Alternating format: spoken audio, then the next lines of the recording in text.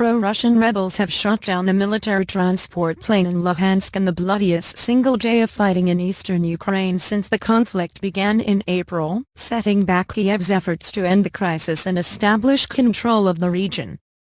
The Ukrainian government had appeared to finally be making progress this week after new President Petro Poroshenko spoke with Russian President Vladimir Putin on Thursday and Kiev's forces retook the port city of Mariupol on Friday. Rebels shot down an Illinois 76 transport plane in Luhansk, killing all 40 paratroopers and 9 crew members who were aboard. Surveillance camera footage from the city showed a mid-air explosion after an object apparently rocket streaked into the sky, followed by a larger explosion and fire on the ground. A Kiev military analyst later reported that the empty tubes of 2 Igla handheld surface-to-air missiles had been found near Luhansk airport, the only significant piece of infrastructure Ukrainian forces have been able to retain in the rebel-held city. Vladimir Inogorodsky, spokesman of the self-declared Luhansk People's Republic, confirmed rebels had shot the plane down with Igla missiles and said they were currently blockading the airport. Rebels declared they would not allow any more flights into the airport last week.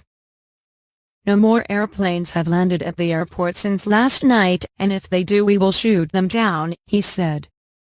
In the city of Krasnodon in the Luhansk region, 20 armed rebels seized the security service building overnight, according to a regional Interior Ministry spokeswoman. Fighting also picked up in the neighboring Donetsk region.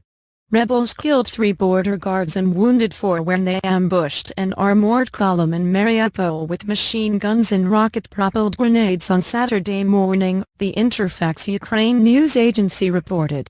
On Friday, government forces had captured 30 rebels and weapons caches, and raised a Ukrainian flag over the rebel headquarters after a 6-hour operation to take Mariupol back. Rebels in the city of Gorlovka, which is held by former Russian Lieutenant Colonel Igor Demon Bezler, said they had shot down a government Su-25 fighter jet after a night airstrike on the rebel headquarters that reportedly killed 1 civilian and wounded 6 rebels. A local named Alexei told The Observer he had seen a missile fired from the ground but could not tell if it had hit the plane.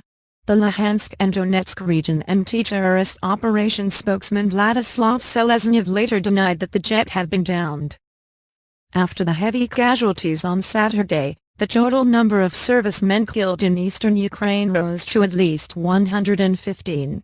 The health minister said earlier this week that a total of 270 people had been killed since the start of Kiev's anti-terrorist operation in the east, most of them in the besieged rebel-held city of Slavyansk.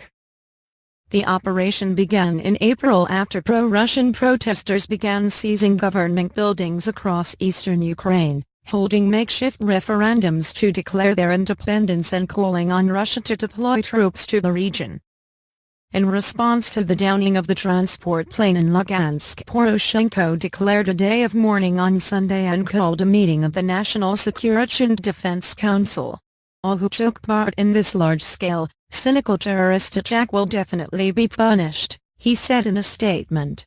Ukraine needs peace, but terrorists will receive an adequate response. The latest attacks come amid still more allegations that Russia is supporting the rebels in the east with men and arms. Although Igla missiles such as those used in Lugansk could have been obtained when rebels seized government arms caches, they require special training to fire, New York University professor and Russian security services expert Mark Galeotti told The Observer.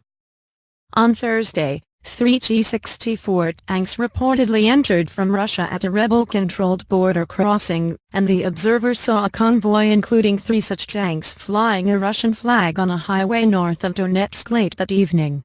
In his phone conversation with Putin on Thursday about ending the Ukraine crisis, Poroshenko reportedly told the Russian president it was unacceptable that these tanks had crossed the border, and the U.S. State Department later also condemned this development. NATO Allied Command Operations published satellite images on Saturday that it said showed 3 tanks on transport trucks ready to be moved near the Russian city of Rostov-on-Don on 11 June. If these latest reports are confirmed, this would mark a grave escalation of the crisis in eastern Ukraine and violation of Russia's Geneva commitments, it said in a statement. Foreign Secretary William Hague said on Friday that the international community stands ready to impose further sanctions if Moscow continues to provoke instability and does nothing to stop further violence.